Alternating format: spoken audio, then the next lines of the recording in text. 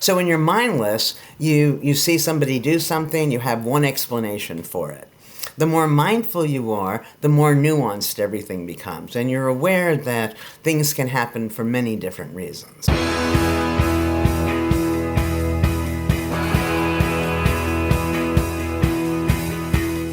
Welcome to The One You Feed. Throughout time, great thinkers have recognized the importance of the thoughts we have. Quotes like garbage in, garbage out, or you are what you think ring true. And yet, for many of us, our thoughts don't strengthen or empower us. We tend toward negativity, self-pity, jealousy, or fear. We see what we don't have instead of what we do. We think things that hold us back and dampen our spirit. But it's not just about thinking. Our actions matter.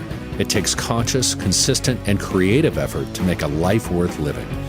This podcast is about how other people keep themselves moving in the right direction, how they feed their good wolf. Thanks for joining us. Our guest on this episode is Ellen Langer. She's an American professor of psychology at Harvard University. In 1981, Ellen became the first woman ever to be tenured in psychology at Harvard. She studies the illusion of control, decision-making, aging, and mindfulness theory. Today, Ellen and Eric discuss her new book, The Mindful Body, Thinking Our Way into Chronic Health. Hi, Ellen. Welcome to the show. Thank you for having me, Eric.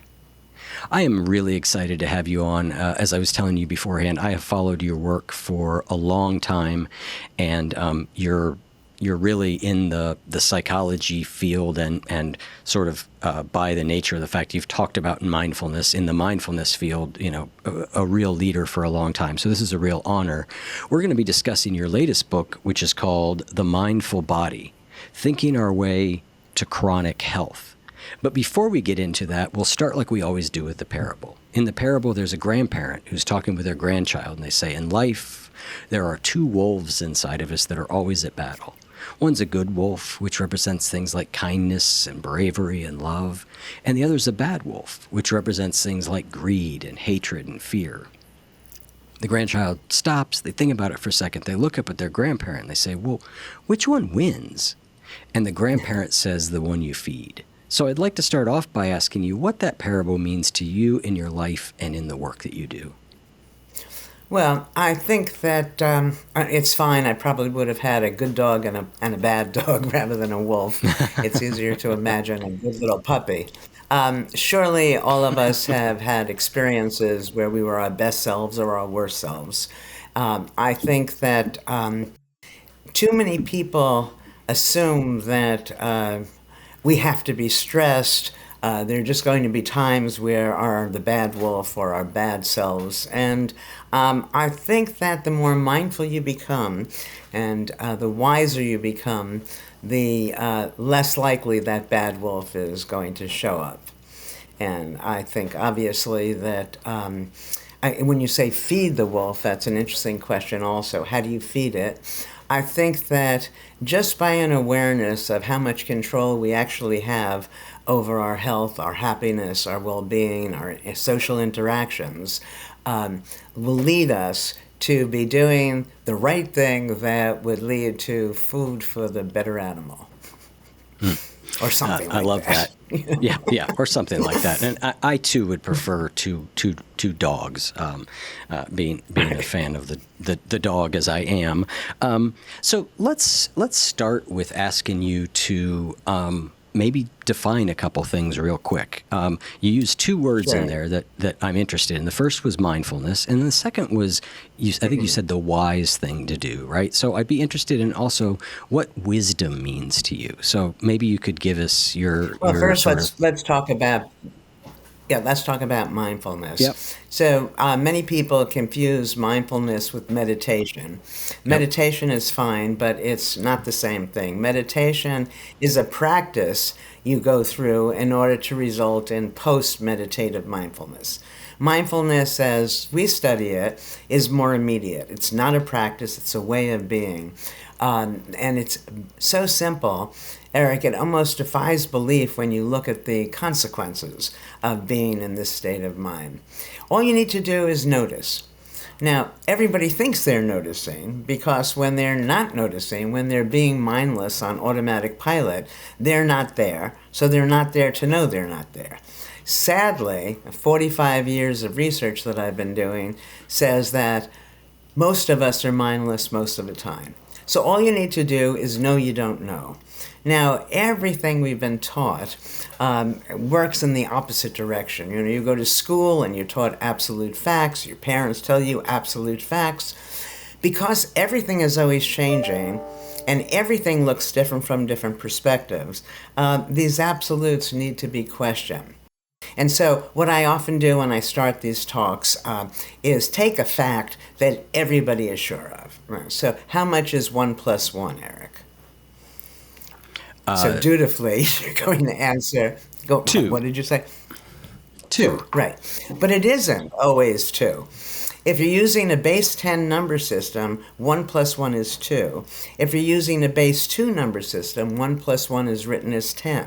Easier to understand. If you add one pile of laundry to one pile of laundry, 1 plus 1 is 1. You add one cloud to one cloud, 1 plus 1 is 1. You add one wad of chewing gum to one wad of chewing gum, 1 plus 1 is 1. So in the real world, 1 plus 1 doesn't equal 2, as or more often as it does. And the importance of this is once you realize this, you respond to everything differently. You know, if somebody came up to you after we finished speaking today and said, Eric, how much is 1 plus 1? A very likely event, right? You're not going to just blurt out 2 anymore. Because now you're going to be a little unsure, you're going to pay attention to the context, and you're going to answer more mindfully. And you'd probably say it could be 2 if you want to give them what they expect, or you might want to shock them and say it could be 1. And so basically, when we know we don't know, we approach things in a very different way, with an openness that doesn't exist most of the time for most of us. Now, all of us know we don't know. The problem is we think we should know. So people pretend, they avoid situations. So I'm here to free everybody. Nobody knows. Nobody can know. Because again, everything looks different from different perspectives. And when you know it's okay not to know, then everything is potentially new again. And so in these 45 years of research, we found that the simple process of noticing results, it's literally and figuratively enlivening. Everything gets better. And to answer the second question about wisdom, you can't be mindless and wise. You can be mindful and not wise only because you haven't experienced whatever the situation is. You know, if you've never been there, if you're a young child. But as you get older, what you need to do is embrace your experience. And there's something I write a lot about that it's kind of interesting to me, Eric, that I have so many, 45 years is a long time, right? So I have lots of findings. Many of these findings are showing enormous improvements in chronic disease, people living longer, and so on. But the thing that actually was the most important to me was when I realized that it's a very simple thing. Behavior makes sense from the actor's perspective, or else the actor wouldn't do it. Nobody wakes up in the morning and says, you know, today I'm going to be obnoxious, clumsy, and whatever. So whenever we're casting aspersions, evaluating somebody in some negative light, what we're doing is looking at their behavior from our own perspective, mindlessly. If we look at it from their perspective, you get a very different thing. I'm going to share this with you so you can see how relationships will change almost instantly. So you can't stand me because I am so gullible, which I am. All right. Now, and you can convince me, Ellen, look, we can't be friends unless you just stop. And I'll look back, I'll say, gee, I can't believe how gullible I am. And I'll try to change, but I'm going to fail. And the reason I'm going to fail is that going forward, my intention is not gullible. My intention is to be trusting. You, on the other hand, are so inconsistent, it gets on my nerves. But from your perspective, what you're being is flexible. So if I want to change your behavior, I have to get you to stop valuing being flexible. Perhaps what will happen is I'll now start to value the very behavior that got on my nerves before. Yeah. This happens around New Year's every year when people make their New Year's resolutions. And almost always they fail. Because what they're doing, I'm trying not to be gullible, you're trying not to be inconsistent. But again, going forward, that's not what we're being. So, so you can see, I think that, well, let me say it differently, that for every single negative description of a behavior, there's an equally strong but positive alternative interpretation. And Right. people are moving forward in this world because of that positive interpretation. So when you're mindless, you see somebody do something, you have one explanation for it. The more mindful you are, the more nuanced everything becomes. And you're aware that things can happen for many different reasons. Yep. And it makes life much more interesting, much kinder, basically. Yeah, I mean, part of your definition of mindfulness that I've seen written is this idea of being sensitive to context and perspective, right? Which, Yeah.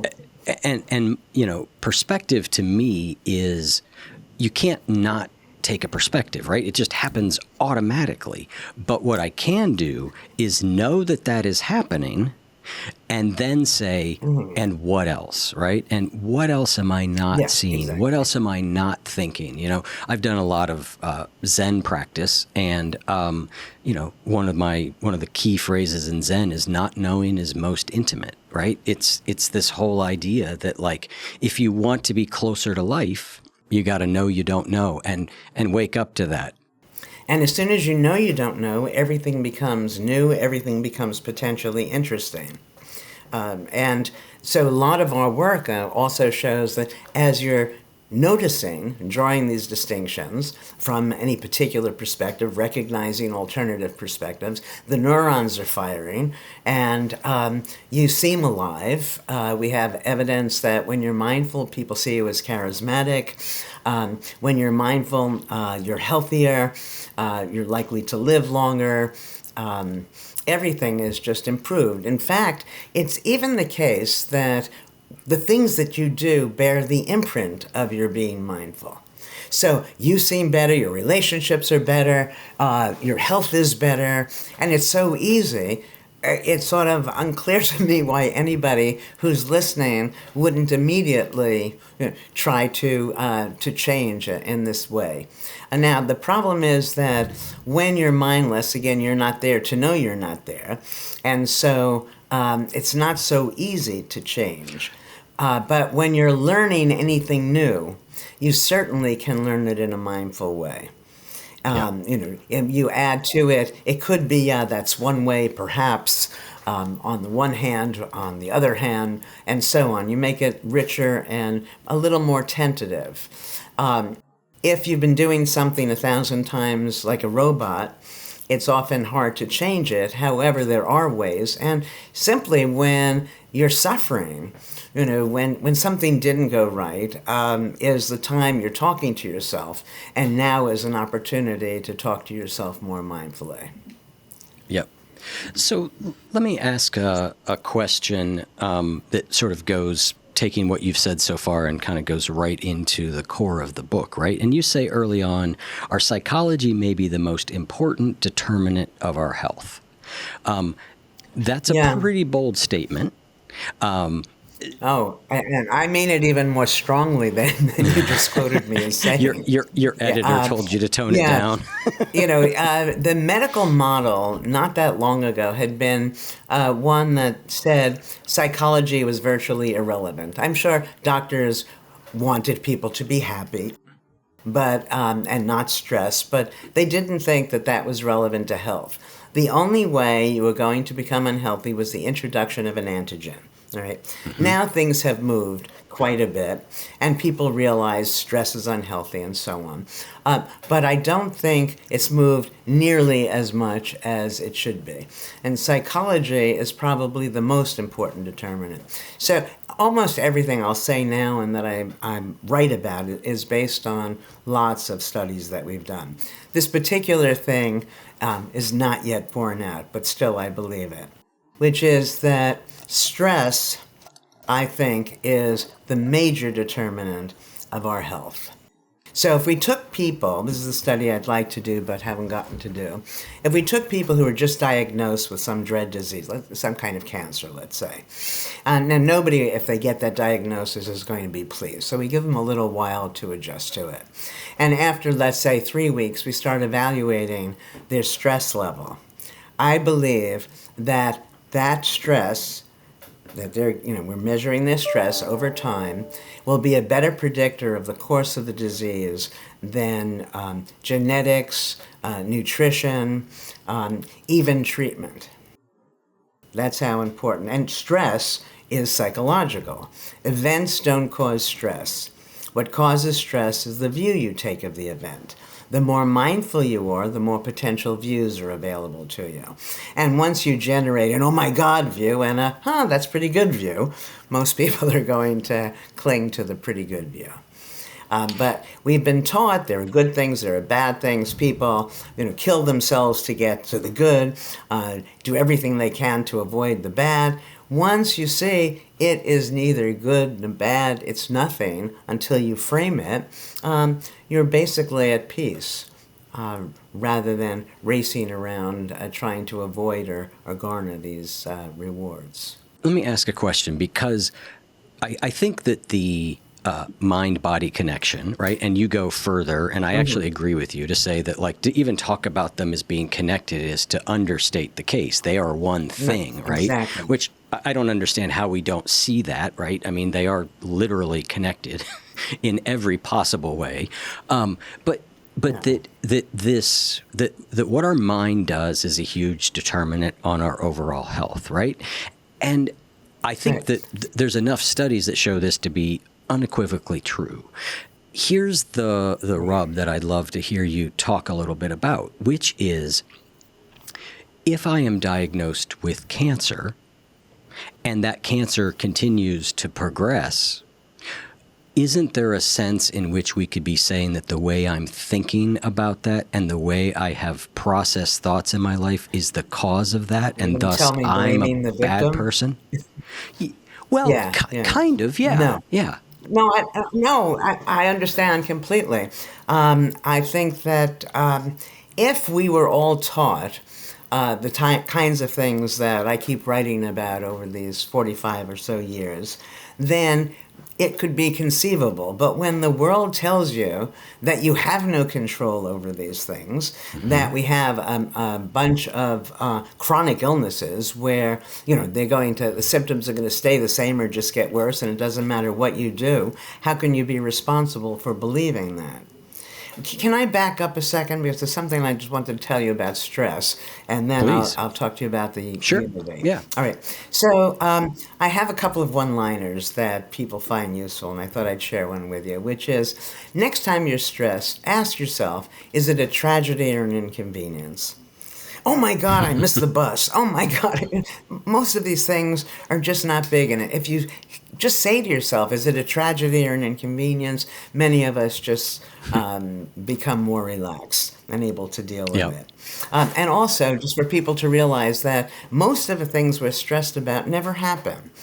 And so a simple little thing for people to do might be, next time you're stressed, think about the last 2, 3 times you were stressed and what happened. And you'll see the event didn't happen, or it happened and you were just fine with it. And, so again, then we would relax. Now, as far as the mind-body unity, when people, so before there was no relationship, you had a mind, you had a body, right? Now, to talk about mind and body being connected, you have the same problem as having two things where, how are they connected? How do you get from a fuzzy thing called a thought to something material called the body? And that has delayed lots and lots of research. And so I said, mind and body, these are just words. And if we put the words back together and we put the mind and body as one thing, the amount of control we have over ourselves is enormous. Because wherever you're putting the mind, you're necessarily putting the body. You put the mind in a good place, that's where the body is going to be. And as I'm sure we'll talk about at some point, I have a host of very exciting studies testing this mind-body unity. What I thought you were going to say when you started to talk about the person being diagnosed with some dread disease, separate from or should we blame the victim, or does it sound like we're blaming the victim, is something that I don't say often enough, but I think people really need to understand that science can only give us probabilities. And so if you are given a diagnosis, you have cancer, we don't know that you have cancer, right? There's no study that gives us absolutes. All of our research, whether it's psychological, medical, any research, says if you were to do the exact same thing again, you're likely to get these findings. And those are translated as absolutes.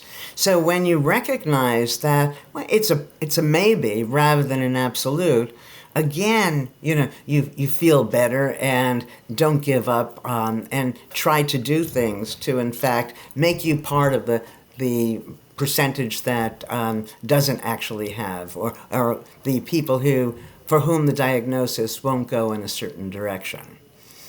And so when the medical world gives us information, somebody might be told, and this I think is criminal, although I have great respect for most physicians, for a physician to say you have 3 months to live, Right. there is no way they can know that. Yep. And and so too much in the medical world becomes a self-fulfilling prophecy.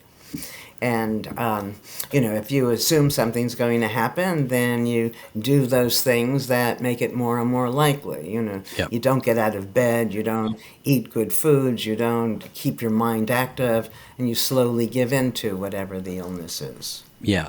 And when I was talking before, it was less about us blaming the victim versus the victim blaming themselves. And the victim blaming himself. And then thus seeing that, like, oh, I guess I'm not being mindful enough. I guess I'm not having a good enough attitude. I'm not, which then, of course, perpetuates stress, right? So it can become... Exactly, and it's bad for you. Yeah. That's exactly right. Yep. I think that when people are given the diagnosis, they should be told a few things. They should be told that about the probability, Yep. That it's a maybe rather than a definite most of the time, and that people have not been taught to understand the amount of control they might have over their illnesses. So it would be foolish for us to blame ourselves when we become ill. Not in those words, but essentially it's information that can be given to patients. Yep. It might be helpful now to have you talk about the borderline effect, because I think this really draws a clear line that says, like, you have something or you don't have it, when, as you've said, really things are on a continuum. So talk about the borderline effect and some of the studies you've done around that, because I think this is really fascinating. Okay, yeah. So the borderline effect is another way of showing this mind-body unity. If you, let's say you have a donut, and the donut its freshness is going to expire at 12 o'clock. Nobody would think that at 12:01 they shouldn't eat the donut, right? It's expired, but, so between 11:59, 12:01, it's really all the same. So there's some point where you're given a diagnosis. There are some people who are just below that. They don't get the diagnosis. Some people, the rest who are above it, get the diagnosis. But right at that borderline, there's somebody who is no different from you any more than the donut is at 12 o'clock and 12:01. All right. Let me give a different example I think makes it better. That let's say you take an IQ test. We have many people taking IQ tests. You get a 69. Somebody else gets a 70. Now, the person who's getting the 69 is going to be seen as cognitively deficient. But the difference between 69 and 70 is meaningless, right? You could have sneezed and misread a question, right? Or been a little tired, and so on. And nevertheless, once you're told that you're cognitively deficient, how do you organize yourself? I mean, you become a very different person. And then 2 months later, you're likely to be at 69, a score of 69 different from somebody who got a score of 70. So it's the same thing with any physical disease. You have diabetes. There are some people a little bit lower, not significantly different from you. They don't get the diagnosis. You get the diagnosis, and it becomes a self-fulfilling prophecy. And it doesn't matter if there are 20 different measures that are taken for any disease, that no matter how you combine them, there's still going to be somebody who, right below that borderline is no different from the person at the borderline and is not told that they're sick.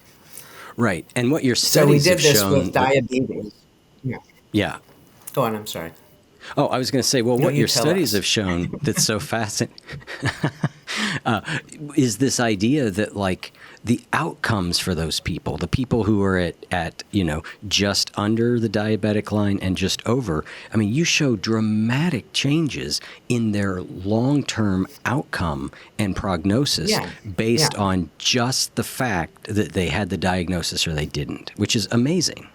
Right, and so the way of understanding that is if at time one they're not different, because at that borderline, it's like the 12 o'clock versus 12:01 Yep. donut. At that borderline, they're the same. Down the road, they're different. We assume then it was the diagnosis, and that the effect is psychological. When we talk about this mind-body unity, there's lots of evidence that people already accept without realizing. Most people understand placebos. They know you take this nothing pill, you think it's something, and then you heal. That's probably the best medicine we have are placebos. We have lots of our studies that now speak in a similar way. The one that's fun for me to describe is fatigue. That most people think the body is the body, and at some point it just wears down, and the way you think about things has nothing to do with it. And there's a study that Frank Beach did in the 50s, I think, where he takes a little boy rat, introduces a little girl rat, and they copulate. And then a little boy rat needs a refractory period. He can't go on, he's exhausted. However, if immediately a new little girl rat is introduced, he's able to start all over again. Let me give you a human example. Let's say you're word processing all day long and your back is hurting, your fingers, you're tired, and then you go home and you're able to play the piano. All right. As soon as we change the context, there's renewed energy. And so I ask my students, when we talk about fatigue, how far is it humanly possible to run? They know a marathon is 26 miles, so these are Harvard students. They start above that. So let's say somebody will yell out 28, 30, 35, and when somebody says 50, everybody groans, because that's outrageous, right? Then I turn on a video of the Tarahumara, which is a tribe in Copper Canyon, Mexico, who, as a rule, are able to go over 200 miles without stopping. And that's a very big difference, right? The 26, 50 to, and I think that represents a small part of the difference that I believe exists between what we think we're capable of and what we're actually capable of. And so in our fatigue study, we have done a few of them, but the one that's fun is we have people in a sleep lab. They wake up, they think they got 2 hours more sleep than they got, or 2 hours fewer, or the amount of sleep they got. And cognitive and behavioral, and physiological indicators follow perceived amount of sleep rather than the actual amount of sleep. Yeah, that's amazing. I mean, you also talk about studies like where you tell people they're drinking a sugary drink, and you tell other people they're not. Exactly, yeah. And then you test their blood sugar afterwards, and if they thought they had a sugary drink, even if it wasn't sugary, their blood sugar goes up. So that's amazing. Exactly. I have a question for you about all this, though, because we certainly do know the placebo effect works, but it doesn't work all of the time. right? Like my mother had Well, a back surgery yeah. last summer. And if we follow Mhm. the thinking, which is that a sham pill is not as good as a sham injection, which is not as good as a sham surgery, meaning the As a placebo effect surgery. should be Right. stronger in each of those. And yet her experience of that was that she was no better, right? Despite a great deal of hope going in. So we know cases where the placebo effect doesn't appear to be working. Do we have any idea what Well, the mediating yeah, we thing don't is? really. Yeah. Yeah, Eric, we don't really know that because we don't know what individual people are actually thinking. Right. We don't know if she thought, well, surgeries, I don't want to do it, and these things don't work anyway, but please, please work. So Yeah. essentially, Yeah. rooting against her or thinking against herself, and there's no way to figure that stuff out. But placebos have been enormously effective, even with these sham surgeries. The surgery for Parkinson's. So they cut open a person's head, uh, do some minor things, nothing medical, and then sew it up so the person now is sure that they've had the surgery, and they're cured. And now, are they cured for the next 20 years? Well, there's no research that's able to continuously look, but for a year or two after, the effects seem to maintain themselves. I think we have lots of evidence about the mind and body being connected, that being one thing, rather, that we should pay more attention to, which would make us more apt to believe the powers that we might have that we're not yet using. Everybody knows, you're walking in the fall and all of a sudden a leaf blows in front of your face and you get startled.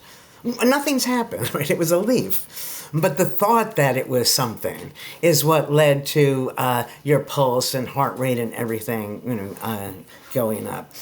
When people see people regurgitating on the side of the road or wherever, you yourself feel like you're going to vomit. I mean, we've all had these. I had an experience that I report in The Mindful Body, a little more dramatic than these, perhaps, that started my thinking about mind-body unity well before I had those concepts in mind. I was 18 years old, 19, and I was married. God, people don't do that anymore. But at any rate, we went to Paris on a honeymoon, and we go into a restaurant, and I order a mixed grill. On the plate was going to be a pancreas. Now, for some bizarre reason, I thought, now that I'm married, I'm supposed to be a woman of the world, much older than my years, more sophisticated. Surely I can eat the pancreas. So this was going to be the challenge for me. So I asked my then husband which of these items was the pancreas. He points to something. I eat everything with gusto. Now the moment of truth. Could I eat the pancreas? And I start eating it, and I literally get sick. He had a very strange reaction to that. He starts to laugh. Terrible. I said, why are you laughing? He said, because that's chicken. You ate the pancreas a while ago. Right. Yeah. So clearly, I had made myself sick, and if you can make yourself sick, there are probably ways, we found ways we can make ourselves well. And that's something that I haven't talked about a lot, but I think is very important, which is all of the things we can do for ourselves when the medical world gives us a diagnosis of a chronic illness. The one that I describe in the book, the attention to symptom variability, is the strongest. But before we get to that, there are other people who've done research on imagined exercise, so that you're lifting weights without actually lifting the weights. You're just imagining it. And the results are almost as if you're actually doing it yourself. And there's a fair amount of evidence. So let's say you're not able to exercise, well, you can still do something. Now, and I have, again, years, decades of research showing that being mindful means the neurons are flowing, and that's going to be good for your health, right? So instead of giving in to the disorder, keep living, your life as fully as you can. That will be good for your health. The idea, the attention to symptom variability was my way of coming up with sort of a placebo that we could give ourselves. You can't give yourself a placebo if it Right. requires you believing that it's not a placebo, right? So this won't start off similar to a placebo, but let me tell you about it. I call it attention to symptom variability, which is polysyllabic and sound. What is that? It's just being mindful. When you're mindful, you notice change. All right, that's what variability is. So when people are diagnosed with some chronic illness, they tend to think that their symptoms are going to stay the same or get worse. But nothing stays the same. There are always slight movements. Now, sort of imagine the stock market. When the stock market is going up, it doesn't go up in a straight line. It goes up, and it goes down a tiny bit, and it goes up, and down, and so on. What's happening during those moments when there's relief from those symptoms? So what we do is we call people at random times throughout the day, and we simply ask them, how is the symptom right now? Is it better or worse than the last time we spoke, and why? And what happens is that why creates a mindful experience for you. All right, so 4 things happen when we do this. The first, just by doing something, for yourself makes you feel good, because with most of these chronic illnesses, people feel helpless. Second, as soon as you see that it's not always that it's worse, you feel better. Third, you become more mindful in trying to find out why now rather than before. Is it better? And fourth, I believe you're much more likely to find a solution if you're looking for one. So now we did this with people with Parkinson's, stroke, arthritis, multiple sclerosis, biggies, right? And across the board, we find symptom relief. And so how is this similar to the placebo? You don't need me calling you or anybody else. You set your smartphone, ring in an hour. It rings. How is the symptom? Is it better or worse than before, and why? Set it again for 2 hours, an hour and 30 minutes. It doesn't matter. Vary the times. And so even if you can't figure out why is it better now than before, you feel useful, you're becoming more mindful, you will be healthier as a result of all of this, and there are no negative side effects. So it's not going to interfere with any other treatment you might want to pursue. So to say to people there's nothing, that a chronic illness means that there's nothing you can do about it is simply wrong, and medical world wouldn't tell you that. It just means the medical world doesn't have a solution yet. Doesn't mean that there isn't a solution. Right.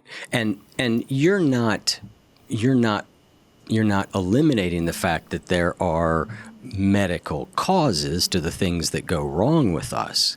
You're just simply saying that we have a whole lot more influence on how the outcome that occurs based on our ability to be less stressed, more mindful, in our own care. Yeah. active in our own care. Yeah. I like that. That's a good way to say it. Yeah. Yeah, because right now people too often just hand themselves over, which might make sense if science gave us absolutes. So if you knew something was absolutely true, and I needed to know it, I could easily ask you and trust it. When I recognize that you don't know, you may know maybe more about it than Right. than I do, but you don't know for sure, and then it becomes less smart for us to just turn ourselves over. And some of the very early work I did back in the 70s was how important exercising control over your own health, believing that you have control over your health, is how good it is for our health. So no matter what the circumstances, just turning yourself over would not be wise. Yep. I wanted to pause for a quick Good Wolf reminder. This one's about a habit change and a mistake I see people making.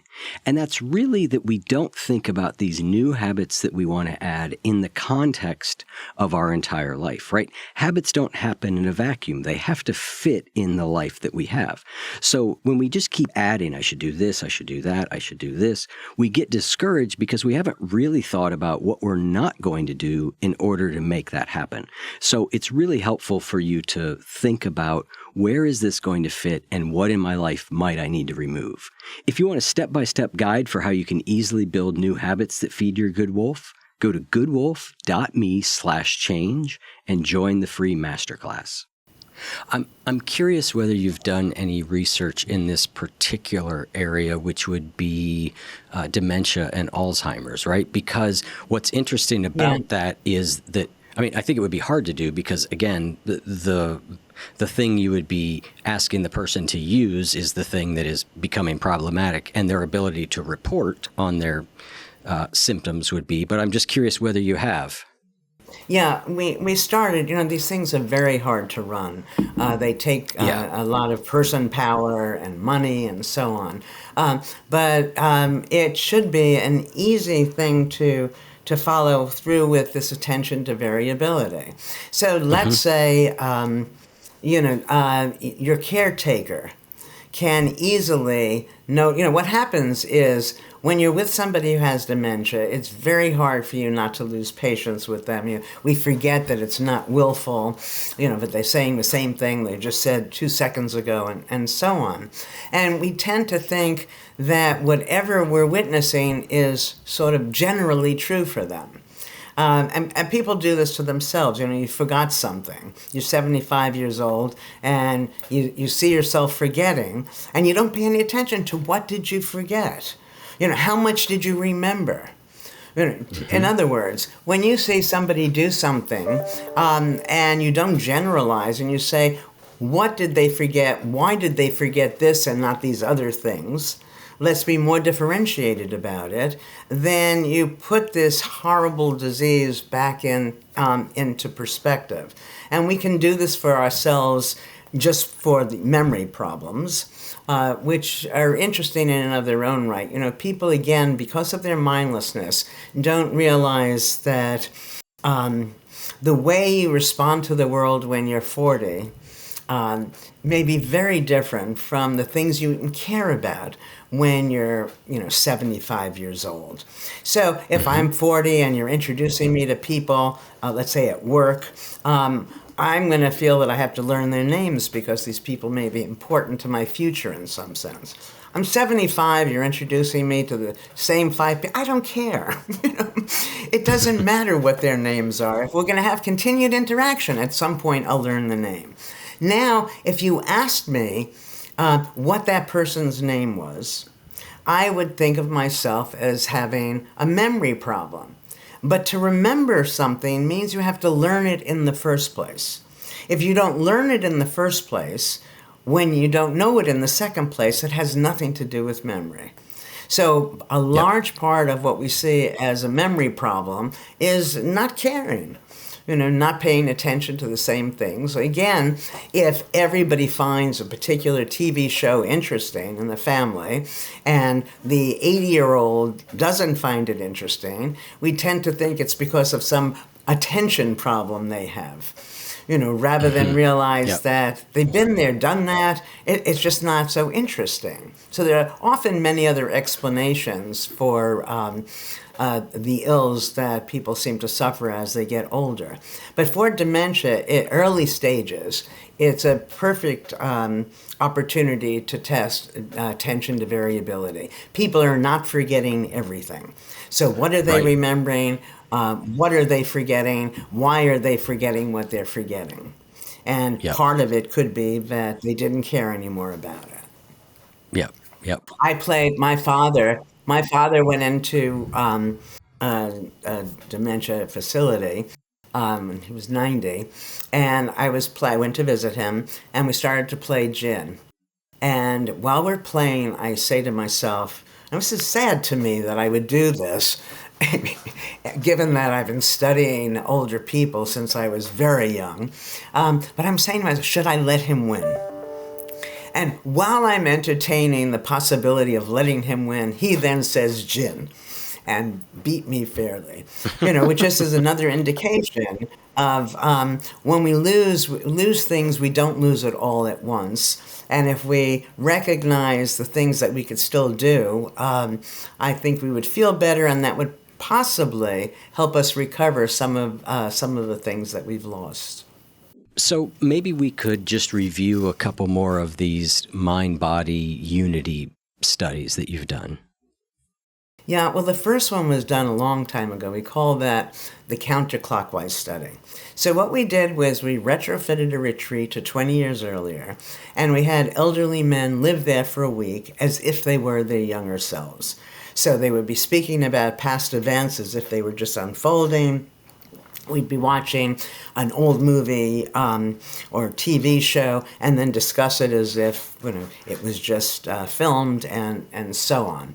Current events that were not current, they were from 20 years earlier. And in a period of time as short as a week, what we found was amazing, I think. Their vision improved, their hearing improved, their memory, their strength, and they looked noticeably younger. And I don't know about you, but I still to this day, and the study was done in 1979 or something, we ran that, I still have not heard people's hearing or vision improving without medical intervention, and rarely when you're 90 years old with medical intervention. So it was astounding, and that led to a host of studies that I report in the Mindful Body. So one of the things that we hear about in psychology a lot these days is, replication failure. I'm curious, I assume that a lot of these studies you've done have either replicated or there's been follow-on studies that have shown the same sort of phenomenon? Yeah. Yeah. So let me tell you the next study in the series, all testing the idea of mind-body unity. Mm-hmm. Wherever you put the mind, you're necessarily putting the body. So we took chambermaids. These are people who are exercising. Their work is exercise, right? Yeah. But we ask them, how much exercise are you getting? And oddly, they say they're not getting any exercise because they think exercise is what you do after work, and after work, they're just too tired. Study couldn't be simpler. We divide them into two groups, and we teach one group that their work is exercise. We teach them to think differently about their work. Making a bed is like this machine at the gym, and so on. So now we have two groups. One group doesn't realize their work is exercise. The other group now has changed their mind. As a result of that, well, the first thing we do is you want to make sure at the end, are they eating any differently? No. Are they working any differently? Harder, less? No differences.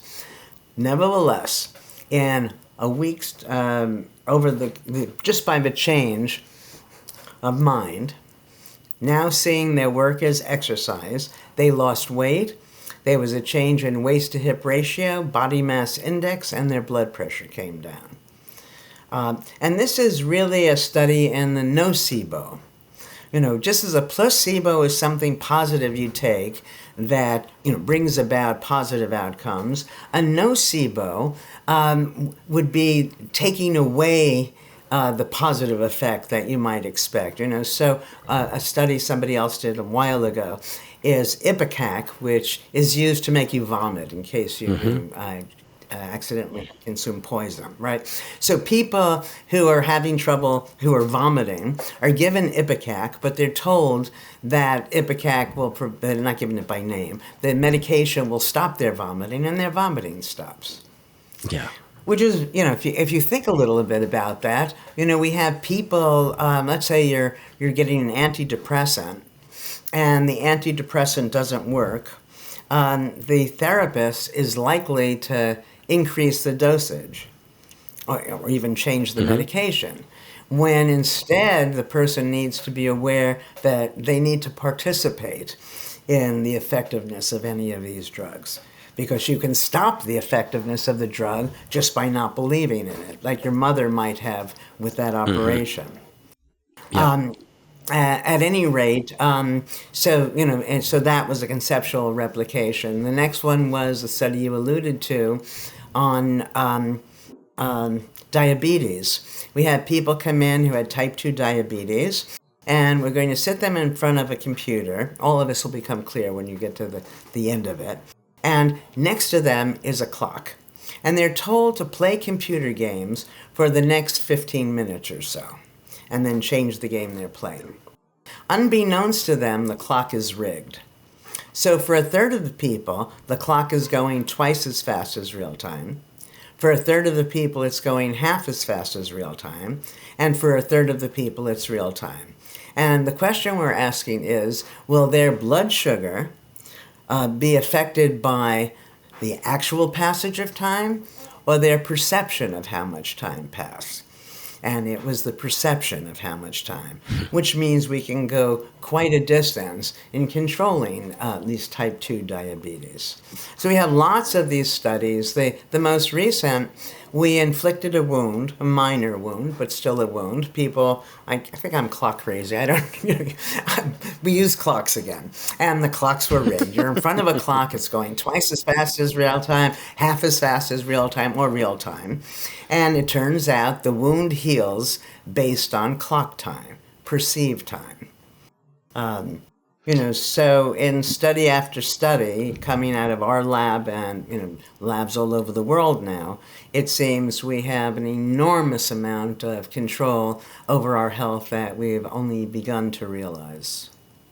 Yeah, that is all remarkable.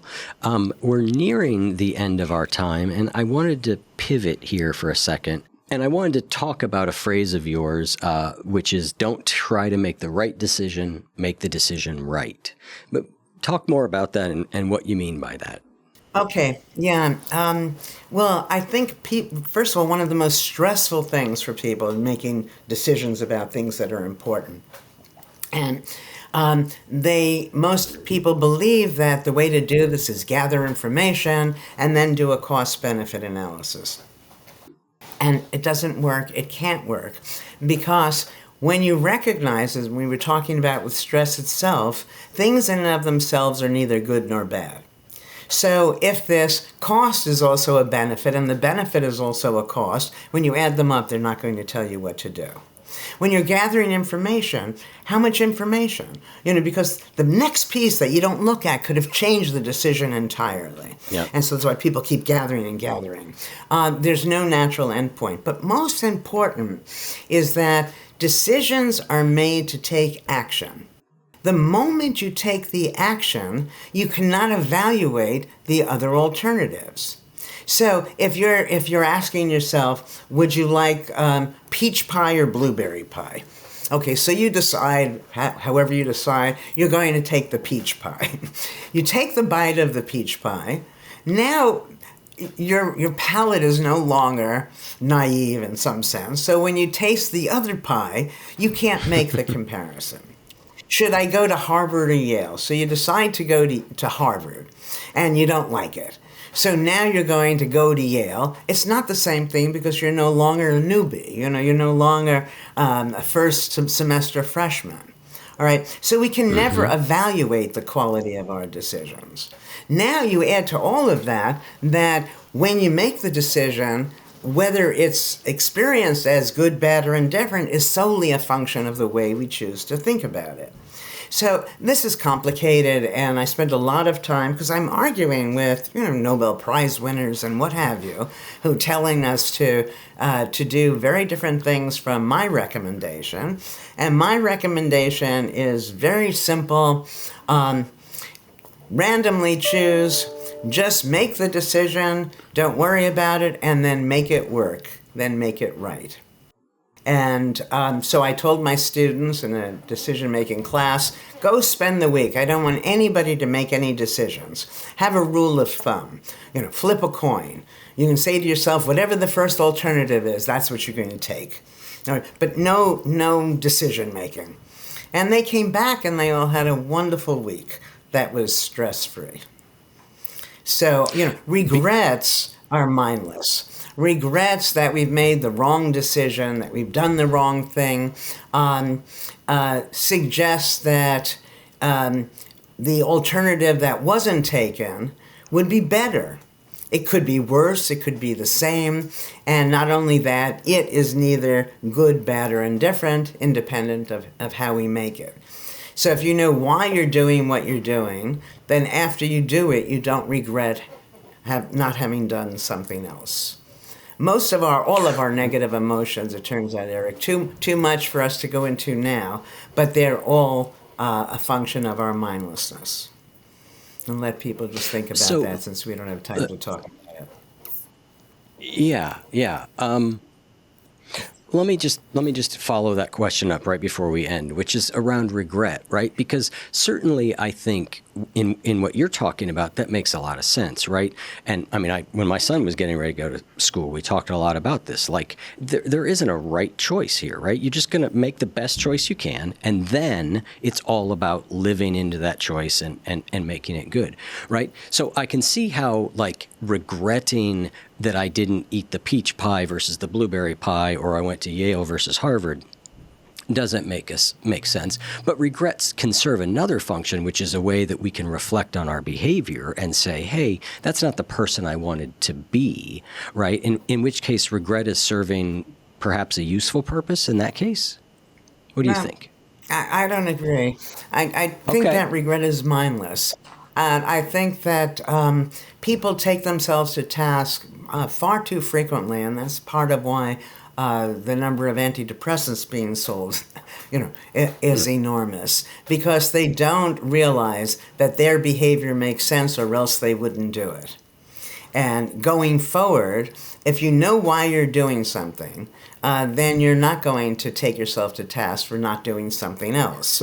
Too often, we're doing things without that awareness. Now, the reflection that you're talking about, one can do that without regret. That I've done many things in my life, and I could say, well, gee, I wonder what it'd have been like if I had done this other thing, or I had done that thing differently. And you can't know, but in thinking about it, then you're providing yourself with more options in the future. But all of those things can take place without the unks. Right. Because, I mean, I was a homeless heroin addict at one point, right? From one perspective, that behavior made sense, right? I get it, right? It was a response to certain situations. It no longer made sense, though, right? And I guess what you're saying is at that point, I was mindlessly reenacting a behavior that had far, far long ago lost its useful purpose. Yeah, and you can do all of that without thinking less of yourself or having gotten into it in the Yeah. first place. Yeah. I was saying the other day, I think I've written this in one of my books, probably The Mindful Body, but if somebody tells you that they're really anxious, and then they do X, and all of a sudden they feel good, you would think that it's good that they're doing X, right? It's not the least bit irrational. And then you find out that it's, drinking too much.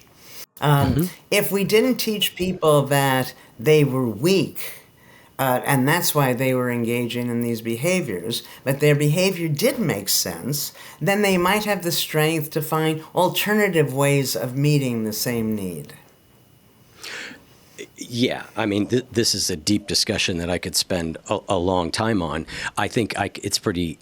I think a point of agreement we would absolutely have is that the shame around it perpetuates the behavior, and that if you don't have the Exactly, shame, you're exactly. much better able to evaluate options and make better decisions. Right? That shame is Yeah. perpetuates the problem instead of giving you the resources to change the problem. Right. And, Yeah. I think that we have a language out there, I talk about a lot of this in The Mindful Body, that goes from something that's bad to something that's better. And somehow we settle for that rather than realize there's a better than better way. So let me give you an example. I went to see my friend Eva. She had a terrible case of cancer. She had just come back from the hospital. I said, Eva, how are you? She said, well, her cancer's in remission. And at that moment, I thought, wait a second.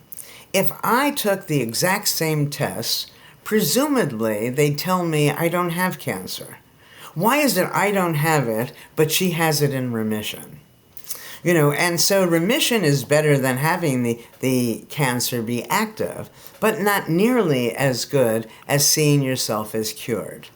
Yeah. So when you have a cold, and then you're finished with the cold, you see yourself as cured. You could see yourself as in remission, and then you get another cold. Oh, it's the same damn cold. I can't get rid of it. But each cold is similar to each other, which is why we can call them colds. But just as certainly, each cold is different from each other, which is why we can see ourselves as cured. Cancer, if you have cancer and then it goes away, if cancer comes back, it's a different cancer. In some ways the same, in some ways different. And it would behoove us to pay attention to the ways it's different. Because, we've done research where we have people who see themselves as in remission versus cured. We go back 6 months later, and those who see themselves as cured are indeed happier and healthier. Lots of words like this. Another one that's kind of fun for me is forgiveness. And forgiveness sounds good, right? Gee, you ask 10 people, is forgiveness good or bad? Well, forgiveness is great. And if you ask 10 people, is blame good or bad? And blame is bad. But you can't forgive unless you blame. So our forgivers are our blamers. Now, do you blame people for good things or bad things? You blame people for bad things, but things in and of themselves are neither good nor bad. So what do we have here, Eric? We have people who see the world negatively, blame, and then forgive, which doesn't seem to me divine. And there's a whole other way. If you blame, certainly it's good to forgive. But if you understand and are more mindful and recognize that people's behavior makes sense from their perspective or else they wouldn't have done it, you don't blame in the first place. And then there's no need for that, for that forgiveness. The bottom line for me, whether we're talking about relationships, talking about our sense of self or our physical health, is that we're very far from where we could be, that most of the people who are helping help get us from a bad place to a better place, and I guess my goal is to get us to a better than better place. Yeah. Well, I think that is a beautiful place to wrap up. Ellen, thank you so much for coming on the show. It's been a real pleasure to talk with you. It's been fun talking to you. Thank you, Eric.